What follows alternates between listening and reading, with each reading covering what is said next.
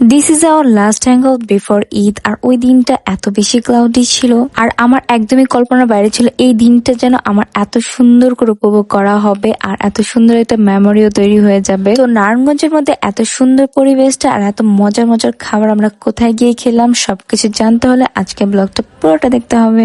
So hello everyone, আজকে চলে গিয়েছিলাম দ্য লিফ লঞ্চে। এটা নারায়ণগঞ্জ পুলিশ লাইনে অবস্থিত আর আমি আমার ছোট্ট পরিটাকে নিয়ে গিয়েছিলাম সাথে করে। আর এই ছোট্ট পরিটা হচ্ছে আমার বোনের মেয়ে। দেন আমরা লিফটে করে চলে যাচ্ছি একদম টপ ফ্লোরে। আর যেতে যেতে আমার ছোট পাখিটার অনেক কোশ্চেন, খালামণি কোথায় যাচ্ছি,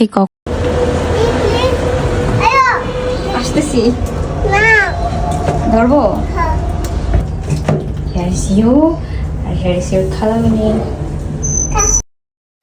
দেন আমরা রেস্টুরেন্টের ভিতরে চলে আসলাম and she was so happy. And তোমরা ওর খুশিটা দেখলেই বুঝতে পারবা যে ও কতটা খুশি হয়েছে বাইরে ঘুরতে এসে। আর খুশি হবেই না কেন, কারণ এত সুন্দর একটা রেস্টুরেন্ট যেখানে সে সবারই মন ভরে যাবে। আর আমি যেদিন গিয়েছিলাম সেদিন প্রচন্ড পরিমাণে বাতাস ছিল এবং আকাশটাও খুব সুন্দর ছিল আর সেই সাথে ছিল মিষ্টি মিষ্টি রোদ। এতটা সুন্দর একটা ক্লাউডি ডে ছিল, আকাশটা একটু পরে মেঘাচ্ছন্ন হয়ে গিয়েছিল। আর এই রেস্টুরেন্টে ছিল ইনডোর এবং আউটডোর। চাইলে ইনডোর এবং আউটডোর বোথ সাইডে আপনারা ছবি তুলতে পারবেন আপনাদের মন মতো করে। কিছুক্ষণ পরে বৃষ্টি আসার কারণে টপ ফ্লোরের ভিডিওটা একদমই করা হয়নি। আর এদিকে আমার সব ফ্রেন্ডরা চলে আসছিল আর এই তো আমার দুইটা ফ্রেন্ড ভিডিও করছে।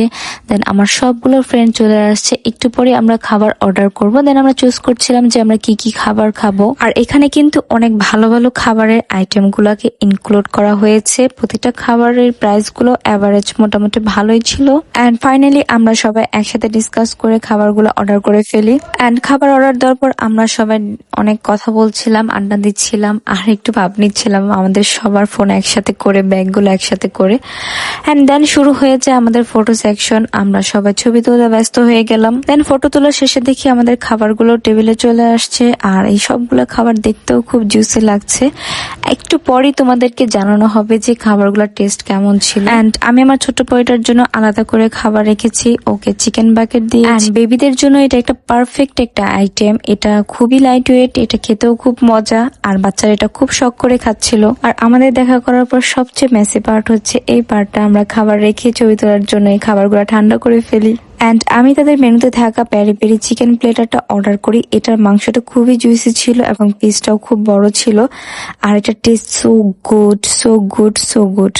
এন্ড যারা তোমরা যাবা অবশ্যই এটা মাস্ট মাস্ট মাস্ট ট্রাই করবা। দেন আমি তাদের ওভেন বেক পাস্তাটা ট্রাই করলাম আর এইটাও খেতে অনেক মজা। যারা ঝাল লাভার আছো তারা অবশ্যই এটা খাবা। আমি আমার ফ্রেন্ড একসাথে মিলে পাস্তাটা খাচ্ছিলাম আর তোমরা এই ভিডিওতে দেখতে পাবা পাস্তা থেকে কত পরিমাণ এখনো গরম ধোঁয়া বের হচ্ছে। আর এখানে কিন্তু অনেক চিজে ভরা ছিল, প্লাস গরম আর ঝাল তো আছেই।